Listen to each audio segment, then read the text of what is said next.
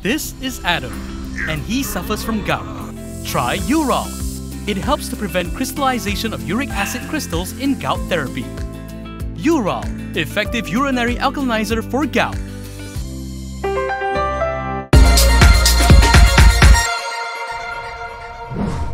Hello, I'm Camelia and this is Kini News. Bukit Aman has opened probe into Abdul Hadi Awang for touching on 3R, religion, race, royalty issues in his campaign speech recently. The probe has been opened under Section 4(1) of the Sedition Act 1948. Past President Abdul Hadi Awang is prepared to cooperate with the police, who are probing a speech he made over the weekend while on the campaign trail. His political secretary Shahir Sulaiman in a Facebook post stated that Hadi is ready to assist the police after they contacted him this morning. Shahir said that Hadi had already been informed and that he expressed his willingness to give full cooperation to Bukit Aman. Shahir elaborated further that Hadi had previously handed in evidence to Bukit Aman and the Malaysian Communications and Multimedia Commission. The investigation came after a police report was lodged over Hadi's speech last Saturday during the election campaign in Bakri, Johor.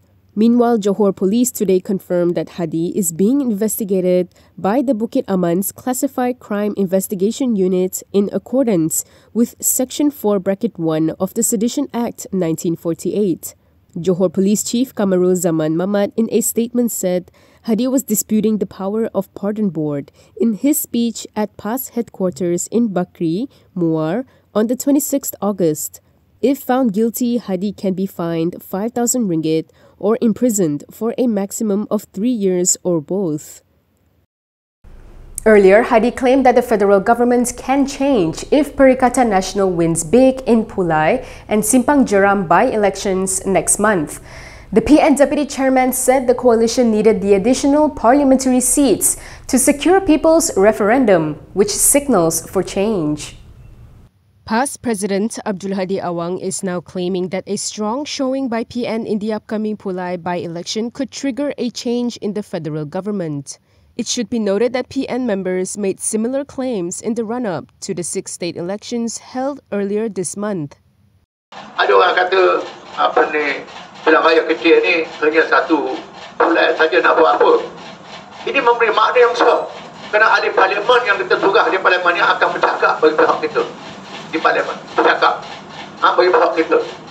Benda yang baik dia sokong, benda yang tak baik dia tentang. Ini peranan dia walaupun tak ada kuasa. Apa lagi sekarang ni kita dah dapat kursi yang besar.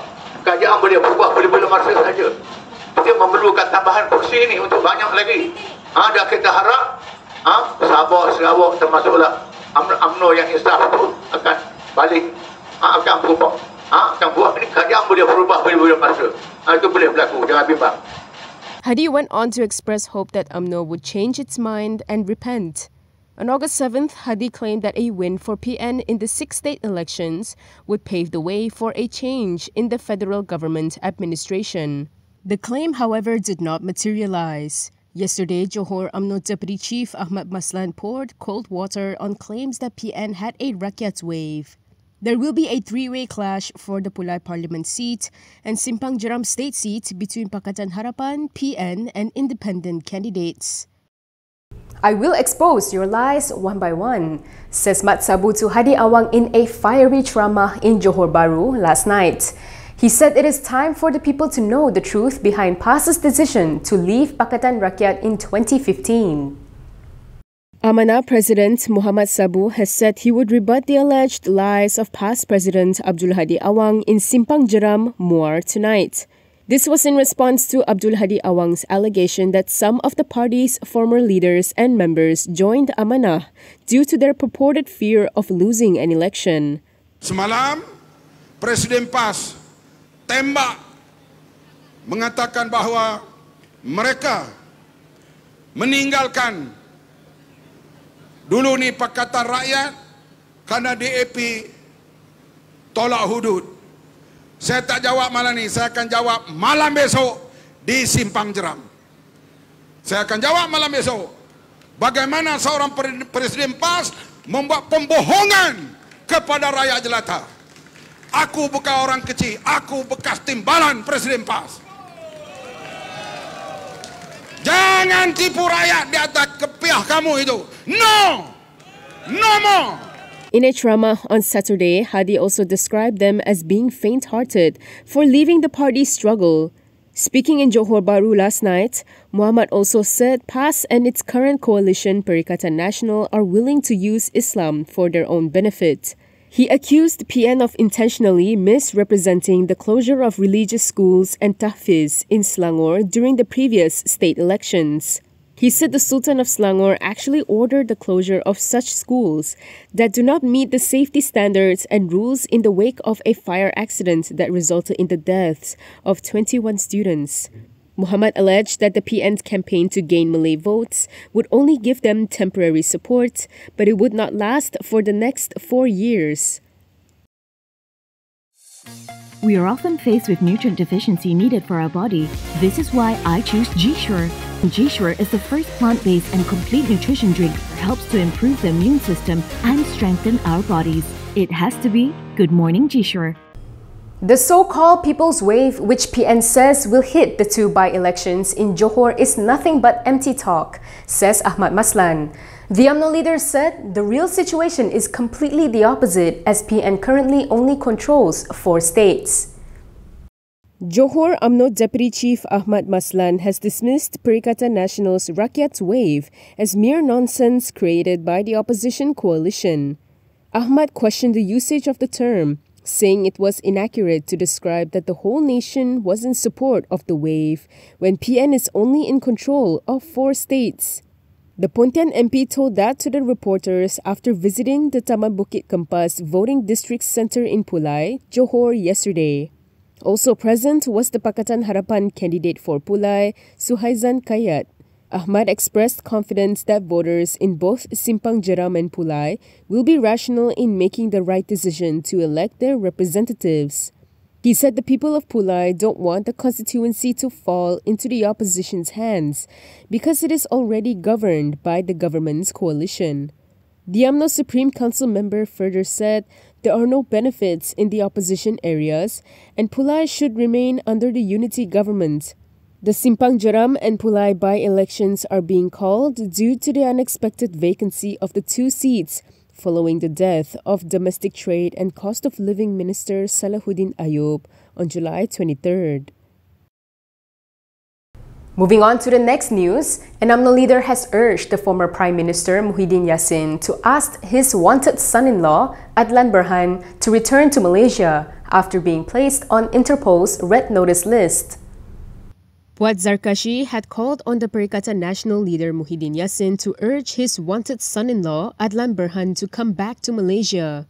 The UMNO Supreme Council members said that the former Prime Minister should set a good example by asking Adlan to return.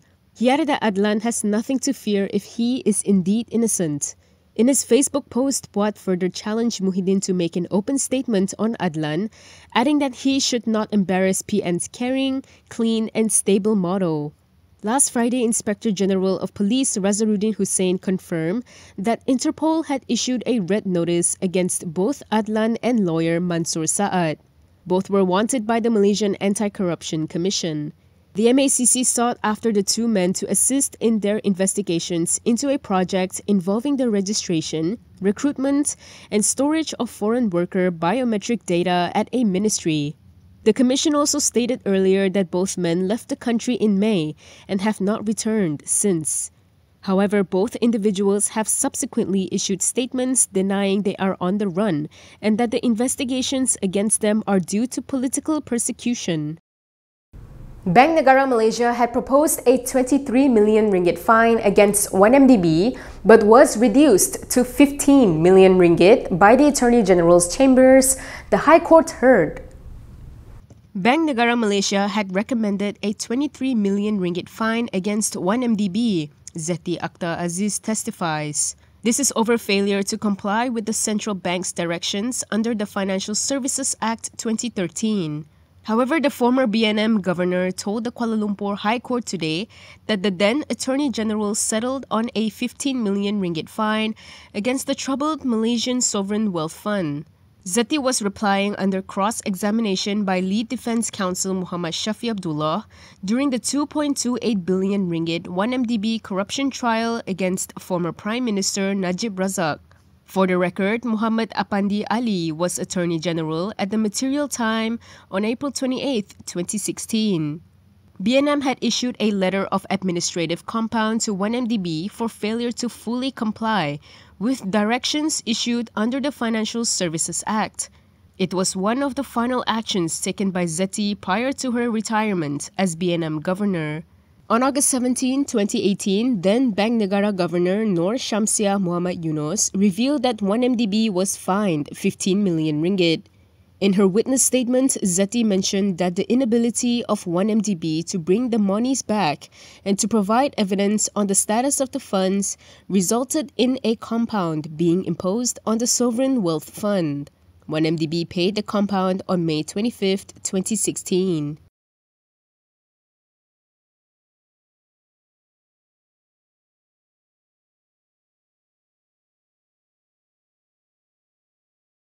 And that is all from me today. For more stories, you can go to Kinitv.com. You can also follow us on Instagram, Twitter, YouTube, and Facebook for the latest news updates. If you would like to support independent media, do consider subscribing to MalaysiaKini.com. I'm Kimilia. Thanks for watching.